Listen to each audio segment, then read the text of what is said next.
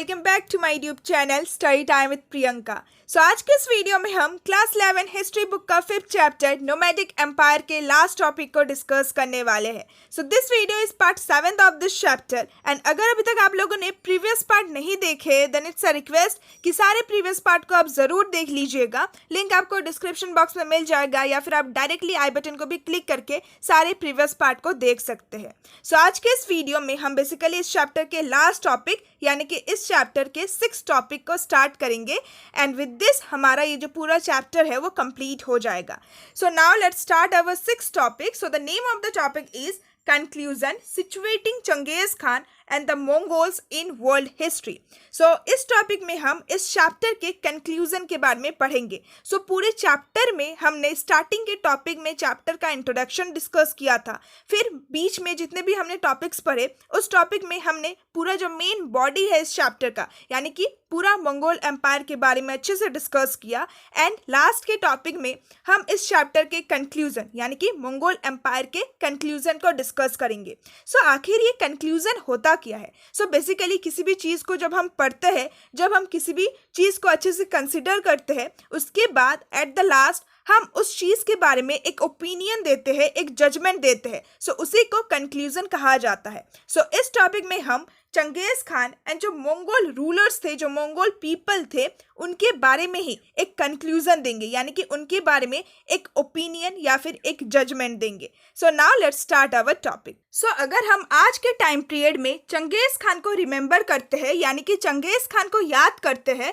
Then Genghis Khan का सिर्फ एक ही इमेज, एक ही छवि हमारे इमेजिनेशन में, हमारे विचारों में अपीयर होता है, वो है एक कॉन्क्वेरर का। यानी कि चंगेज खान एक ऐसे व्यक्ति थे जिन्होंने बहुत सारे टेरिटरीज, बहुत सारे टाउन्स को कॉन्क्वेर किया था, जिन्होंने बहुत सारे शहरों को जीता था। द डिस्ट्रॉयर ऑफ सिटीज यानी कि चंगेज खान एक ऐसे व्यक्ति थे जिन्होंने बहुत सारे शहरों को डिस्ट्रॉय किया था। An individual who was responsible for the death of thousands of people यानी कि चंगेज खान एक ऐसे इंडिविजुअल, एक ऐसे व्यक्ति थे जो कि थाउजेंड्स ऑफ पीपल यानी कि हजारों व्यक्तियों के डेथ के लिए रिस्पॉन्सिबल थे। सो ये तो हमने बात कर ली कि हम किस तरीके से चंगेज खान को रिमेंबर करते हैं, हमारा क्या ओपिनियन है चंगेज खान को लेकर।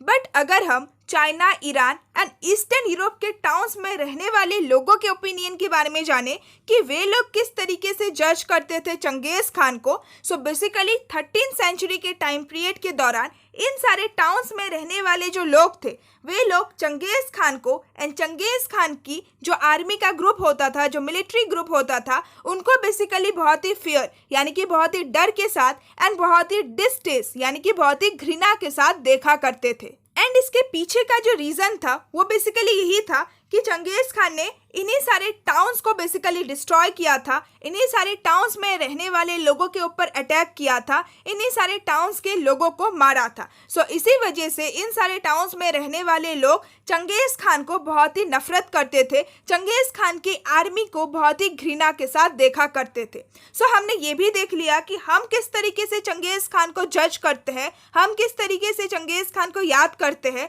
साथ ही हमने ये भी देख लिया कि इन सारे टाउन्स में रहने वाले लोगों का क्या ओपिनियन था चंगेज खान को लेकर। बट अगर हम मंगोल पीपल के पर्सपेक्टिव से देखें कि मंगोल पीपल का क्या ओपिनियन था चंगेज खान को लेकर, so according to the Mongol people Genghis Khan was the greatest leader of all time यानी कि मंगोल पीपल के अनुसार, उनके ओपिनियन के अकॉर्डिंग चंगेज खान बहुत ही ग्रेटेस्ट लीडर थे, एक बहुत ही पावरफुल लीडर थे। He united the Mongol people. So Genghis Khan ने जितने भी नोमैडिक मंगोल पीपल थे जो कि बेसिकली अलग अलग ट्राइब्स एंड अलग अलग क्लैंस में डिवाइडेड थे, सो इन सारे मंगोल पीपल को चंगेज खान ने यूनाइट किया था। इसके अलावा freed them from interminable tribal wars. So जो नोमैडिक मंगोल पीपल होते थे वे लोग आपस में वार करते रहते थे, वे लोग आपस में कन्फ्लिक्ट करते रहते थे। सो इस कन्फ्लिक्ट, इस वार से भी चंगेज खान ने उन्हें फ्री किया था। इसके अलावा चाइनीज एक्सप्लॉयटेशन से भी चंगेज खान ने इन लोगों को बचाया था। सो प्रीवियस के टॉपिक में हमने डिस्कस किया था कि जो मंगोल नोमैडिक पीपल थे वे लोग चाइनीज पीपल को एक्सप्लॉइट करते थे एंड जो चाइनीज पीपल थे वे लोग मंगोल नोमैडिक पीपल को एक्सप्लॉइट करते थे। सो चंगेज खान ने अपने नोमैडिक पीपल को, अपने मंगोल निवासियों को चाइनीज पीपल के एक्सप्लॉयटेशन से भी बचाया था। ब्रॉट देम प्रोस्पेरिटी, यानी कि चंगेज खान ने अपने नोमैडिक मंगोल पीपल को प्रोस्पेरिटी लाके दिया था, यानी कि उन्हें अपनी लाइफ में एक गोल दिया था, उन्हें सक्सेसफुल बनाया था, उनको सक्सेस दिया था। साथ ही fashion a grand transcontinental empire. सो सबसे जो इम्पोर्टेंट काम चंगेज खान ने किया था वो था कि उन्होंने अपना एक बहुत ही विशाल ट्रांसकॉन्टिनेंटल एम्पायर को फॉर्म किया था। ट्रांसकॉन्टिनेंटल एम्पायर मैंने पहले भी बताया है कि एक ऐसा एम्पायर जो कि सिर्फ एक ही कॉन्टिनेंट में लिमिटेड नहीं है, बल्कि वो एक से ज़्यादा कॉन्टिनेंट को भी इंक्लूड करता है। सो चंगेज खान ने एक बहुत ही ग्रैंड, एक बहुत ही विशाल ट्रांसकॉन्टिनेंटल एम्पायर को फॉर्म किया था। इसके अलावा उन्होंने restore trade roads and markets, यानी कि जो ट्रेड रोड्स एंड जो मार्केट्स थे उसको भी रीस्टोर, उसको भी रिकंस्ट्रक्ट किया था, जिसके बारे में हमने बहुत अच्छे से समझा था हमारे लास्ट के टॉपिक में। That attracted distant travelers like the Venetian Marco Polo, यानी कि ये जो ट्रेड रूट्स थे, ये जो मार्केट्स थे, ये ना सिर्फ उस पर्टिकुलर रीजन के ट्रैवलर्स को अट्रैक्ट करते थे, बल्कि दूर के जो ट्रैवलर्स होते थे उनको भी बहुत ज़्यादा आकर्षित करते थे, जैसे कि वेनेटियन मार्को पोलो। सो मार्को पोलो एक एक्सप्लोरर थे एंड उन्होंने सिल्क रूट के थ्रू ट्रैवल किया था। सो दूर के जो इम्पॉर्टेंट ट्रैवलर्स थे उनको भी ये जो सिल्क रूट या फिर ये जो ट्रेड रूट था जिसको चंगेज खान ने रिकंस्ट्रक्ट किया था वो बहुत ज़्यादा अट्रैक्ट करता था। सो दोनों ही पर्सपेक्टिव को देखने के बाद, पहला कि इन सारे टाउन्स में रहने वाले लोगों का जो दृष्टिकोण, उनका जो नज़रिया था चंगेज खान को लेकर, और दूसरा कि जो मंगोल पीपल थे उनका क्या दृष्टिकोण, उनका क्या नज़रिया था चंगेज खान को लेकर। सो दोनों ही पर्सपेक्टिव को देखने के बाद, समझने के बाद हमें ये पता लगता है कि चंगेज खान का जो इमेज था, चंगेज खान का जो छवि था वो बहुत ज़्यादा कंट्रास्टिंग था, यानी कि वो बहुत ज़्यादा कन्फ्लिक्टिंग था। सो चंगेज खान एक अच्छे व्यक्ति थे या फिर एक बुरे व्यक्ति थे, इस चीज़ को लेकर हमारे पास बहुत ही कन्फ्लिक्टिंग आइडियाज़ या फिर कन्फ्लिक्टिंग व्यूज़ है। नेक्स्ट हमें बता रखा है that beyond the opinion of the defeated sedentary people, यानी कि वे लोग, वे सेडेंट्री पीपल, वे सेटल लोग जिन लोगों को चंगेज खान ने या फिर दूसरे मंगोल रूलर ने डिफीट किया है, हराया है। सो इन लोगों के ओपिनियन, इन लोगों के जो विचार है उसको अगर हम एक टाइम के लिए साइड में रखते हैं और फिर अगर हम चंगेज खान के अचीवमेंट्स को देखते हैं, चंगेज खान के हिस्ट्री को कंसिडर करते हैं, देन हमें पता लगेगा कि चंगेज खान ने ना सिर्फ 13वीं सेंचुरी के दौरान एक बहुत ही विशाल एम्पायर को फॉर्म किया था, बल्कि उस एम्पायर में रहने वाले जो डाइवर्स बॉडी ऑफ पीपल थे, जो डाइवर्स फेथ था, उसको भी इंक्लूड किया था। यानी कि चंगेज खान ने अपने इतने बड़े एम्पायर को तो फैलाया ही था, बल्कि उसके साथ साथ इतने बड़े एम्पायर में रहने वाले जो अलग अलग फेथ, अलग अलग बिलीफ एंड अलग अलग रिलीजन के पीपल थे, उन लोगों को भी बहुत ही अच्छे से जोड़ के रखा था, उन लोगों को भी उन्होंने यूनाइट करके रखा था। Although the Mongol Khans themselves belonged to a variety of different faiths, Shaman, Buddhist, Christian and eventually Islam, they never let their personal belief dictate public policy. यानी कि जो मंगोल रूलर्स थे वो लोग खुद अलग अलग रिलीजन, अलग अलग फेथ से बिलोंग करते थे, जैसे कि कुछ शमन होते थे, कुछ बुद्धिस्ट होते थे, कुछ क्रिश्चियन एंड कुछ इस्लाम होते थे। बट उन्होंने कभी भी अपने पर्सनल बिलीफ, अपना खुद का रिलीजन को कभी भी उन्होंने पब्लिक पॉलिसी के ऊपर इम्पोज नहीं किया।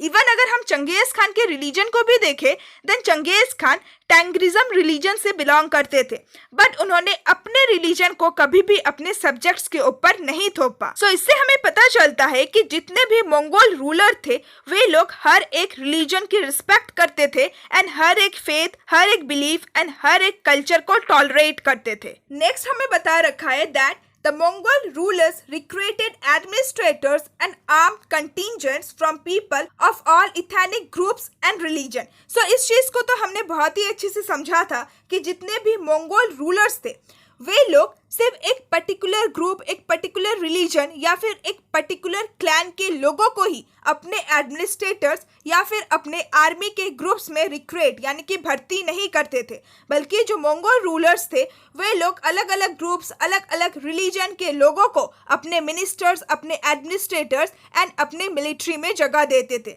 इस चीज को हमने पहले भी डिस्कस किया था कि चंगेज खान का जो एक आइडियोलॉजी था वो बेसिकली मिक्स्ड कल्चर, एक कंपोजिट कल्चर वाला आइडियोलॉजी था। वो सिर्फ अपने क्लैन, अपने ट्राइब या फिर अपने रिलीजन के लोगों को ही अपने एडमिनिस्ट्रेशन में या फिर अपने मिलिट्री में रखा नहीं करते थे, बल्कि इवन जो कॉन्क्वेट टेरिटरीज होता था, जो कॉन्क्वेट सोसाइटीज होता था, उन सोसाइटी में रहने वाले लोगों को भी वो अपने मिलिट्री एंड अपने एडमिनिस्ट्रेशन में जगह देते थे। Theirs was a multi-ethnic, multilingual and multi-religious regime, यानी कि चंगेज खान का जो राज्य था, चंगेज खान का जो एम्पायर था, उस एम्पायर में मल्टी इथेनिक यानी कि बहुजातीय, यानी कि एक जाति नहीं बल्कि अलग अलग जाति के लोग, मल्टीलिंगुअल यानी कि बहुभाषी, एक लैंग्वेज नहीं बल्कि अलग अलग लैंग्वेज के लोग, एंड मल्टी रिलीजियस यानी कि बहुधार्मिक, एक धर्म के लोग नहीं बल्कि अलग अलग धर्म के लोग रहा करते थे। This was utterly unusual for that time, यानी कि उस टाइम में इतनी ज़्यादा डाइवर्सिटी को मेंटेन करना, इतने ज़्यादा अलग अलग कल्चर, अलग अलग इथेनिक, अलग अलग लैंग्वेज एंड रिलीजन के लोगों को एक साथ यूनाइट करके रखना बहुत ही अनयूजुअल यानी कि बहुत ही असाधारण बात होता था। एंड हिस्टोरियंस बेसिकली इस चीज़ को स्टडी करना चाहते हैं, इस चीज़ को समझना चाहते हैं कि मंगोल लोगों का क्या आइडियोलॉजी हुआ करता था, क्या उन लोगों का विचारधारा हुआ करता था, जिस विचारधारा के थ्रू वो इतने डाइवर्स लोगों को एक साथ यूनाइट करके रखते थे। साथ ही हिस्टोरियंस ये भी जानना चाहते हैं कि मंगोल रूलर ने अपना जो आइडियोलॉजी था उसको किस तरीके से दूसरे जो आने वाले रिजाइम, दूसरे जो आने वाले राज्य थे उसको प्रोवाइड किया था। जैसे कि एक एग्जांपल दे रखा है मुगल्स ऑफ इंडिया के। इंडिया में जब मुगल एम्पायर हुआ करता था, हमें पता है Mughal empire one of the greatest empire था इंडिया का। जो मुगल रूलर्स थे वो बेसिकली मुस्लिम थे। मुस्लिम होते हुए भी जब उन्होंने इंडिया के ऊपर रूल किया, इंडिया के लोग ज्यादातर मुस्लिम तो नहीं होते थे। इंडिया में अलग अलग लैंग्वेज, अलग अलग रिलीजन एंड अलग अलग कल्चर को फॉलो करने वाले लोग रहते हैं। जब मुगल्स ने इंडिया के ऊपर रूल किया था, मुगल्स ने भी मंगोल रूलर की तरह ही डाइवर्सिटी को मेंटेन करके रखा था एंड साथ ही different culture, religion and language को उन्होंने टॉलरेट किया था। इस आइडियोलॉजी को ही, इस विचारधारा को ही हिस्टोरियंस स्टडी करना चाहते हैं। नेक्स्ट हमें बता रखा है that the nature of the documentation of the Mongols and any nomadic regime makes it virtually impossible to understand the inspiration that led to the confederation of fragmented groups of people in the pursuit of an ambition to create an empire. Mongol ruler या फिर दूसरे nomadic ruler के documentation से, उनके record से ये समझना लगभग इम्पॉसिबल है कि क्या वो इंस्पिरेशन यानी कि क्या वो विचारधारा, क्या वो आइडिया या फिर क्या वो प्रेरणा हुआ करता था जिसके थ्रू मंगोल रूलर्स ने फ्रैगमेंटेड ग्रुप्स ऑफ पीपल यानी कि ऐसे ग्रुप्स ऑफ पीपल जो कि अलग अलग है, जो कि डिसयूनाइटेड है, ऐसे ग्रुप्स ऑफ पीपल को उन्होंने यूनाइट किया था, उन्होंने संगठित किया था, साथ ही उन्हें एक एम्बिशन दिया था, उन्हें एक गोल दिया था कि हमें दुनिया का सबसे बड़ा एम्पायर को क्रिएट करना है। इस इंस्पिरेशन को, इस विचारधारा को, इस आइडियोलॉजी को हिस्टोरियन समझना चाहते हैं। नेक्स्ट हमें बता रखा है दैट कि भले ही जो मंगोल एम्पायर था वो अलग अलग परिवेश में अल्टर यानी कि अलग अलग परिवेश के साथ चेंज हो गया, बट फिर भी मंगोल एम्पायर के फाउंडर यानी कि चंगेज खान ने जो इंस्पिरेशन, जो प्रेरणा, जो आइडिया दिया था अपने लोगों को, वो एक पावरफुल फोर्स के रूप में हमेशा बरकरार रहा। नाउ नेक्स्ट बता रखा है that at the end of the 14th century, 14th century के एंड होते होते तैमूर जो कि एक दूसरे मोनार्क थे, वे भी एक यूनिवर्सल डोमिनियन यानी कि वे भी एक बहुत बड़े एम्पायर को स्टेबलाइज करने का एम्बिशन रखता था, गोल रखता था, बट वो हेजिटेट करता था यानी कि संकोच करता था अपने आप को एक मोनार्क, एक राजा डिक्लेयर करने में। क्यों? क्योंकि वो चंगेज खान के डिसेंडेंट नहीं थे, क्योंकि वो चंगेज खान के वंश के व्यक्ति नहीं थे। इसीलिए वो हेजिटेट करता था अपने आप को एक राजा डिक्लेयर करने में। But when he did declare his independent sovereignty It was as the son-in-law of Changiz Khanate family. So जब उन्होंने अपने आप को एक इंडिपेंडेंट सोवेरेनिटी, एक इंडिपेंडेंट राजा के रूप में डिक्लेयर किया, सो उस टाइम में वो चंगेज खान के फैमिली के ही एक सन इन लॉ थे. सो एट लास्ट वो क्या करते हैं, चंगेज खान के फैमिली के साथ जुड़ने के लिए चंगेज खान के डिसेंडेंट्स में ही किसी के साथ शादी कर लेते हैं एंड वो चंगेज खान के फैमिली के सन इन लॉ बन जाते हैं. फिर उसके बाद वो अपने आप को एक राजा के रूप में डिक्लेयर करते हैं. सो बेसिकली जो तैमूर थे वो बाबर के एंसेस्टर थे. बाबर जो कि मुगल एम्पायर के फाउंडर थे. सो आप कह सकते हैं कि जो बाबर थे वो डायरेक्टली या फिर इनडायरेक्टली चंगेज खान से रिलेटेड थे. सो विद दिस हमारा ये पैरा कंप्लीट होता है. सो अब हम अपने लास्ट पैरा की तरफ बढ़ते हैं. Today, after decades of Soviet control, the country of Mongolia is recreating its identity as an independent nation. यानी कि बहुत साल तक सोवियत यूनियन के कंट्रोल में रहने के बाद आज के टाइम पीरियड में मंगोलिया ये जो कंट्री है ये अपने आप को एक इंडिपेंडेंट नेशन के रूप में रिक्रिएट कर रहा है. It has seized upon Genghis Khan as a great national hero who is publicly venerated and whose achievements are recounted with pride. यानी कि मंगोलिया कंट्री को सबसे पहले तो चंगेज खान ने रूल किया था एंड चंगेज खान मंगोलिया के एक ग्रेट नेशनल हीरो के रूप में नजर आए थे. हु इज पब्लिकली वेनरेटेड यानी कि जिसको पब्लिकली वैल्यू किया जाता है, जिनको पब्लिकली रिस्पेक्ट किया जाता है.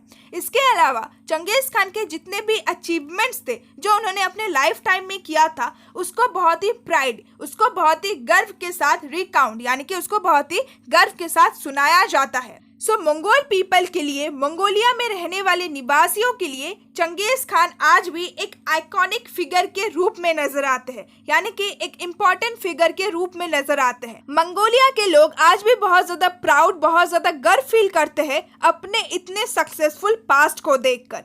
सो विद दिस हमारा ये टॉपिक कंप्लीट होता है. आई होप कि आपको लास्ट टॉपिक भी बहुत अच्छे से समझ में आ गया होगा. इस टॉपिक में बेसिकली चंगेज खान को जज किया गया है कि वर्ल्ड की हिस्ट्री में हम चंगेज खान को एंड मंगोल पीपल को किस जगह में सिचुएट करते हैं. सो विद दिस हमारा ये पूरा चैप्टर कंप्लीट होता है.